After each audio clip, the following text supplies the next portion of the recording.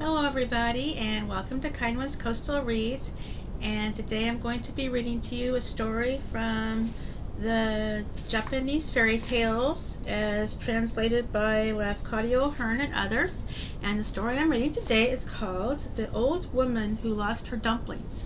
Okay, the old woman who lost her dumplings.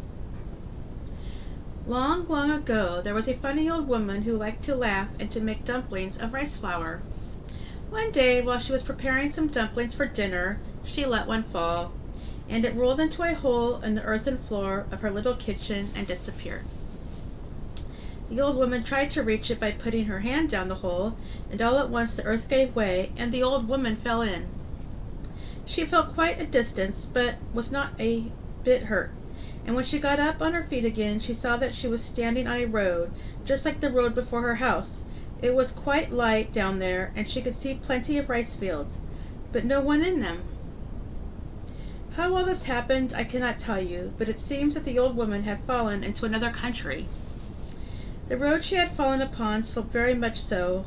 After having looked for her dumpling in vain, she thought that it must have rolled farther away down the slope. She ran down the road to look, crying, my dumpling, where is that dumpling of mine?" After a while, when she saw a stone Fizo standing by the road, and she said, "Oh, Lord Fizo, did you see my dumpling?" Fizo answered, "Yes, I saw your dumpling rolling by me down the road, but you had better not go any farther, because there is a wicked Omi living down there who eats people." But the old woman only laughed and ran on further down the road, crying, my dumpling, where is that dumpling of mine?" And she came to another statue of Fizo and asked it, "Oh, kind Lord Fizo, did you see my dumpling?" And Fizo said, "Yes, I saw your dumpling go by a little while ago, but you must not run any further, because there is a wicked Omi down there who eats people." But she only laughed and ran on, still crying out, my dumpling, where is that dumpling of mine?" And she came to a third Fizo and asked it, "Oh, dear Lord Fizo, did you see my dumpling?" But Fizo said, "Don't talk about your dumpling now. Here is the Omi coming. Squat down here behind my sleeve and don't make any noise." Presently the Omi came very close and stopped and bowed to Fizo and said, "Good day, Fizo-san." Fizo said good day too, very politely. Then the Omi suddenly snuffled the air 2 or 3 times in a suspicious way and cried out, Fizo-san, I smell a smell of mankind somewhere, don't you?" "Oh," said Fizo, "perhaps you are mistaken." No, said the Omi after snuffling the air again. "I smell it, a smell of mankind."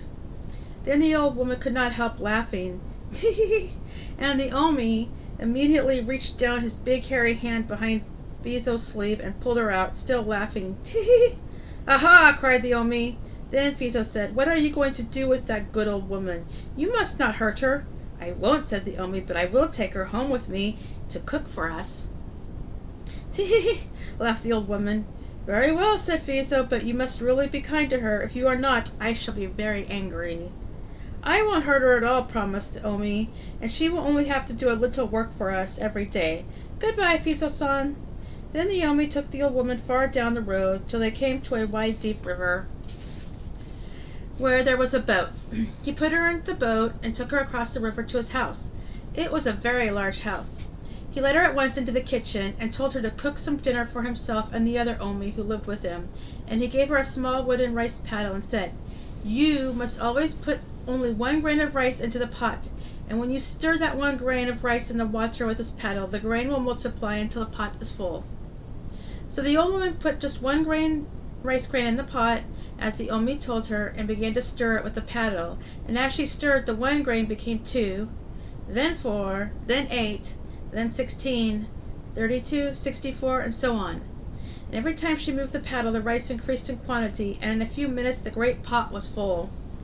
After that, the funny old woman stayed a long time in the house of the Omi, and every day cooked food for him and for all his friends. The Omi never hurt or frightened her, and her work was made quite easy by the magic paddle, although she had to cook a very, very great quantity of rice, because an Omi eats much more than any human being eats. But she felt lonely and always wished very much to go back to her own little house and make her dumplings.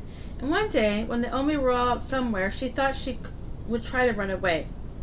She first took the magic paddle and slipped it under her girdle, and then she went down to the river. No one saw her, and the boat was there. She got into it and pushed off, and as she could row very well, she was soon far away from the shore. But the river was very, very wide, and she had not rowed more than 1/4 of the way across when the Omi, all of them, came back to the house. They found that their cook was gone, and the magic paddle too. They ran down to the river at once and saw the old woman rowing away very fast.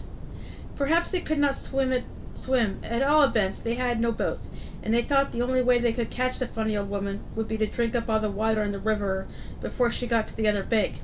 So they knelt down and began to drink so fast that before the old woman had got halfway over, the water had become quite low. But the old woman kept on rowing until the water had got so shallow that the Omi stopped drinking and began to wade across. Then she dropped her oar, took the magic paddle from her girdle, and shook it at the Omi, and made such funny faces that the Oni all burst out laughing.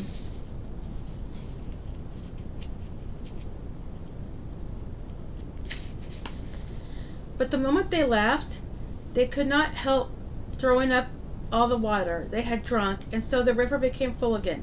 The Oni could not cross, and the funny old woman got safely over the other side and ran away up the road as fast as she could. She never stopped running until she found herself at home again. And after that she was very happy, for she could make dumplings whenever she pleased. Besides, she had the magic paddle to make rice for her. She sold her dumplings to her neighbors and passengers, and in quite a short time she became rich. The end. And that is the story of the old woman who lost her dumplings. And I hope you enjoyed that story. And if you like this video, you can hit the like and subscribe button. And I will be back tomorrow with another fairy tale for you. Thank you for watching. Have a good night. Bye.